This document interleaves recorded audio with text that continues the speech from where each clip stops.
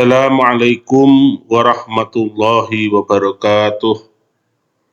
Hamdan wa syukran lillah, salatan wa salaman ala rasulillah wa ala alihi wa ashabihi wa man walah. Qala al-muallif hafidhahullah wa nafa'ana bi ulumihi fid darain amin ya rabbal alamin. Qissatu Zakaria alaihi salam. Kita masuk pada episode kisah Nabi Zakaria alaihi salam yang kemarin sudah disampaikan sedikit tentang Nabi Zakaria ini, yaitu ketika beliau mendidik Siti Maryam. Zakaria huwa nabiyun min anbiya'i Bani Israel.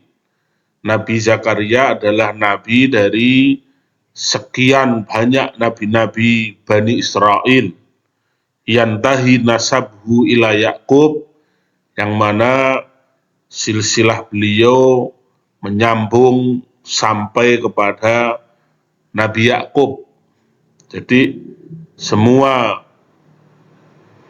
nabi-nabi Bani Israel ini adalah keturunan dari Nabi Ibrahim. Karena itulah Nabi Ibrahim dijuluki Abul Anbiya.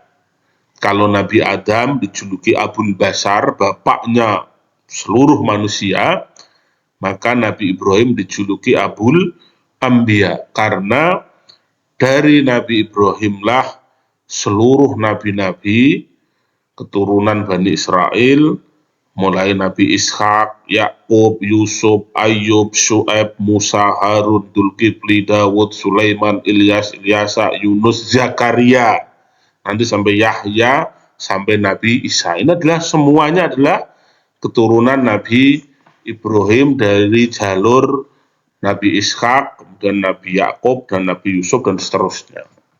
Sedangkan Nabi Muhammad juga keturunan Nabi Ibrahim dari jalur Nabi Ismail alaihi salam. Huwa walidun Nabi Yahya. Nabi Zakaria ini sebagaimana kita ketahui adalah orang tua atau bapaknya Nabi Yahya. Wa zauju khalati Isa alaihi salam, dan juga suami dari bibinya Nabi Isa alaihi salam. Warada dzikruhu fil Qur'an fi sab'ati mawadi. Nabi Zakaria ini disebut di dalam Al-Qur'an 7 tempat. Wa qissatuhu fi salasati suwar, dan kisahnya dikisahkan, diceritakan dalam 3 surat, yaitu surat Ali Imran, surat Anbiya, dan surat Maryam. Kana najjaron, beliau ini adalah seorang tukang kayu. Wa kanat imra'atuhu aqiran, dan istri beliau ini mandul, lama tidak diberi keturunan. Walamma ra'at thamarati ta'ti li Maryama karamatan laha minallahi fi ghairi mausimiha aiqona bi annallaha yujibud du'a wa la yuqifuhu syai'un. Ada peristiwa menarik sebagaimana dikisahkan pada episode yang lalu, bahwa ketika beliau menemukan di sisi Siti Maryam, di mihrabnya, di tempat khusus beribadahnya, ada rezeki, ada buah-buahan yang tidak diketahui dari mana asalnya. Dan buah-buahan itu bukan pula pada musimnya, sehingga tidak mungkin buah-buahan itu ada di sekitar daerah ataupun wilayah dari situ. Maka ia kemudian bertanya kepada Siti Maryam yang merupakan keponakannya, dari mana ini? Dan ini adalah karomah Allah yang diberikan kepada Siti Maryam. Karena itulah ketika menyaksikan peristiwa itu, Nabi Zakaria kemudian ia tahu bahwa Allah pasti akan mengabulkan keinginannya yang selama ini belum terwujud, yaitu ingin mendapatkan putra. Wala yuqifuhu syai'un. Beliau yakin Allah akan mengabulkan doa dan tidak akan bisa sesuatu menghentikannya. Wali khawfihi min su'i qaumihi bi an yadhillu ba'dahu da'allaha bil walad. Jadi keinginan untuk mempunyai generasi penerus, mempunyai seorang putra, di samping juga kerinduan sebuah keluarga, kerinduan menjadi sosok orang tua, juga lebih daripada itu beliau khawatir nanti kaumnya sepeninggalnya akan menjadi buruk, menjadi sesat. Karena itu beliau ingin dakwah ini ada yang meneruskan. Estafet penyampaian risalah ini ada generasi yang akan melanjutkan. Karena itulah ia berdoa kepada Allah agar dikaruniai seorang putra. Dan akhirnya terwujudlah fabasyarathul malaikatu bil waladi, maka turunlah malaikat memberi kabar gembira tentang akan hadirnya seorang putra. Wa kana Zakaria balago aktsara min 80 sanah wa zaujatuhu mislah. Dan pemirsa dan pendengar, tahukah umur berapa ketika itu Nabi Zakaria? Beliau umurnya sudah mencapai 80 tahun. Demikian pula istrinya. Tapi mereka tetap tidak putus asa untuk memohon kepada Allah. Bahkan wa imra'atuhu ajuzun wa aqirun. Secara normal, secara akal manusia biasa, istrinya sudah tua dan juga mandul, tentu sulit sekali dan mustahil mereka akan mendapatkan keturunan. Tetapi sekali lagi semua adalah kehendak Allah, maka benarlah akhirnya Nabi Zakaria dikaruniai seorang putra. Fata'ajabu min dzalika, maka kaumnya menjadi terheran-heran dengan hal tersebut. Wa razaqahumullahu Yahya alaihissalam, maka akhirnya Allah memberi rezeki mereka Nabi Yahya alaihissalam. Fakanu thalathata anbiya'a fi zamanin wahid. Maka adalah mereka bertiga adalah nabi yang diutus pada satu zaman, yaitu Nabi Zakaria, Nabi Isa, dan Nabi Yahya. Jadi Nabi Zakaria dan Nabi Isa ini seusia, seusia. Waqila, tetapi sayang seribu sayang, kisah ini adalah salah satu kisah martir, ya, bagaimana para nabi, para mubalik, para dai demi untuk memperjuangkan keimanan, demi untuk menyampaikan risalah, mereka harus menjadi syahid. Waqila inna Zakaria qatalahu qaumuhu. Nabi Zakaria ini meninggal, dibunuh oleh kaumnya yang tidak terima.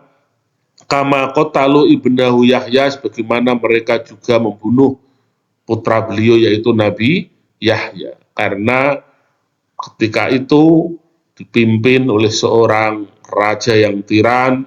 Raja tersebut ingin mengawini anak tirinya sendiri. Mereka meminta fatwa pada Nabi Yahya, dan Nabi Yahya berdasarkan hukum Tuhan melarang dengan tegas, maka Nabi Yahya akhirnya dibunuh. Begitu juga ayahnya Nabi Zakaria dimintai fatwa dan sama. Ketika itu Nabi Isa alaihissalam berada di tempat yang jauh. Akhirnya keduanya menjadi syuhada, meninggal dalam medan dakwah. Dalam satu cerita, ketika itu Nabi Yahya, Nabi Zakaria dikejar dan beliau bisa bersembunyi di dalam pohon, tetapi sayang Syaitan kemudian memberitahu bahwa Nabi Zakaria berada di dalam pohon, dan akhirnya pohon itu digergaji, maka meninggallah Nabi Zakaria. Inna lillahi wa inna ilaihi raji'un. Bi an haroba minhum wa dakhala fi syajaratin fanasharuhu bil minsar. Nabi Zakaria melarikan dari mereka ketika mereka mengejar, beliau pergi dan masuk di sebuah pohon. Sebagai mukjizat beliau masuk dalam sebuah pohon, tetapi sekali lagi iblis atau setan memberitahu, maka mereka menggergajinya.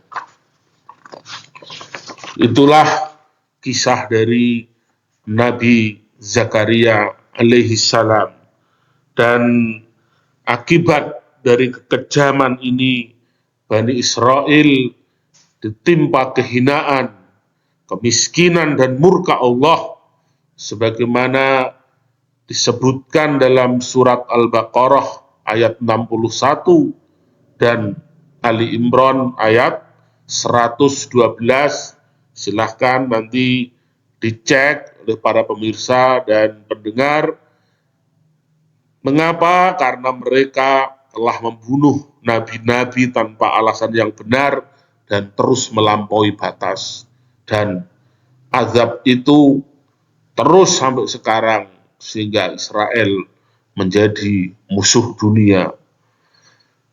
Hadirin, kita lanjutkan juga kisatu Zakaria, kisatu Ashabir Ras. Ini juga nasibnya sama dengan Nabi Zakaria, yaitu kisah Ashabir Ras, yaitu para pemilik sumur. Ar-ras wa nahrun au bi'run. Ras itu artinya sungai atau bir, sumur. Ya. Yuqalu annahu fi Azerbaijan. Dikatakan ya, tempatnya di Azerbaijan. Sekarang termasuk Transkaukasus, ya, yaitu persimpangan Eropa Timur dan Asia Barat. Utara dan selatannya itu bersebelahan dengan Rusia dan Iran, yaitu Azerbaijan. Kanat al-qura hunaka tuqaddisun nahra wa tamna'u surba minhu. Di daerah itu ada ya sebuah sungai dan mereka mengkultuskannya dan melarang minum dari air tersebut. Jadi ada sungai atau sumur yang dikeramatkan. Wa kanu ya'buduna sajarata sanubar. Mereka menyembah pohon sanubar, yaitu sejenis cemara yang besar. Faba'atsallahu ilaihim nabiyan, maka Allah pun mengutus nabinya, yuqalu annasmuhu Handalah ibnu Safwan. Nama nabinya yaitu Nabi Handalah ibnu Safwan. Jadi banyak sekali nabi-nabi yang diturunkan ke dunia ini untuk menyampaikan risalah kepada manusia. Di antaranya adalah Nabi Handalah ibnu Safwan. Faghadiba al-maliku alaihi wa hawala aziyatahu.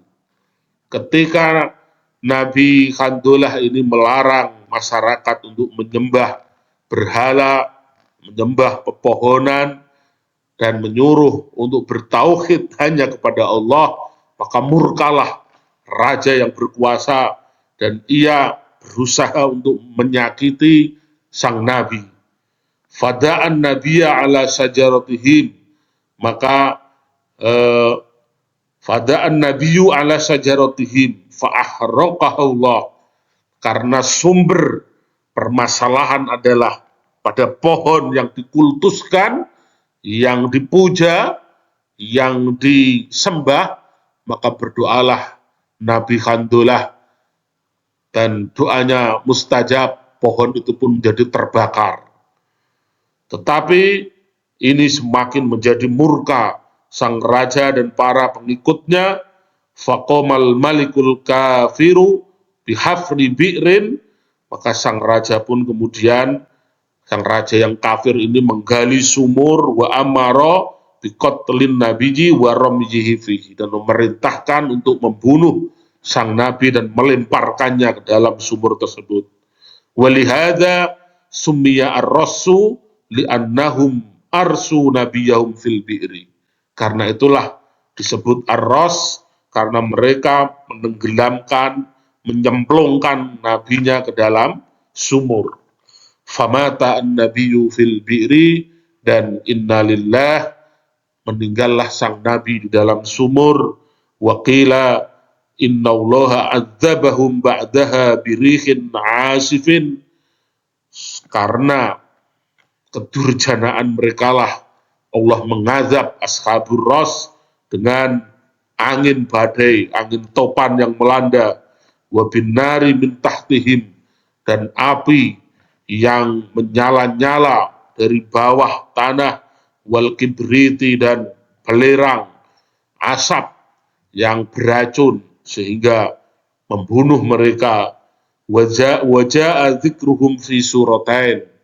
Kisah Ashabur Ras dan Nabi Khandullah ini disebut dalam Al-Quran di dua surat, Al-Furqan wa suratul Qaf, yaitu surat Al-Furqan dan surah Qaf. Qala ta'ala, a'udzu billahi minasyaitonir rajim, wa 'adaw wa thamuda wa ashabar rassi wa qurunan baina dzalika katsira.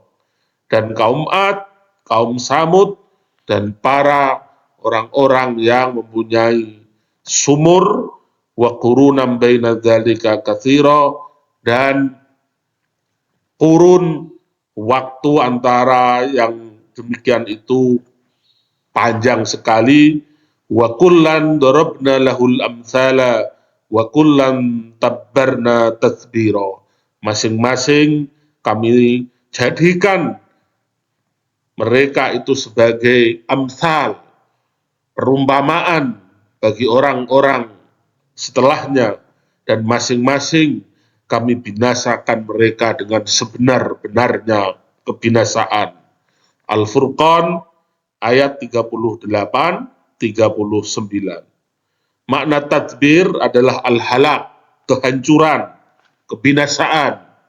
Wa qala kadzabat qablahum qaum Nuh wa ashabur ras wa Thamud. Al-ayah. Telah berdusta sebelum mereka kaum Nabi Nuh dan ashabur ras, juga kaum Thamud. Surat Qaf ayat 12. Demikianlah kisah para pendakwah, para nabi yang mengalami kesyahidan di dalam rangka menyebarkan risalah Allah. Jadi para pendakwah, para nabi, mereka sangat berat sekali ketika mereka mendakwahkan risalah tauhid ini kepada kaumnya. Tetapi tentu seluruh perjuangan dan pengorbanan mereka akan diingat terus sepanjang masa, menjadi suri tauladan yang indah, dijadikan pelajaran bagi orang-orang setelahnya, khususnya umat Nabi Muhammad sallallahu alaihi wasallam. Akhiran aqulu lakum wal afwa minkum, tsumma assalamu alaikum warahmatullahi wabarakatuh.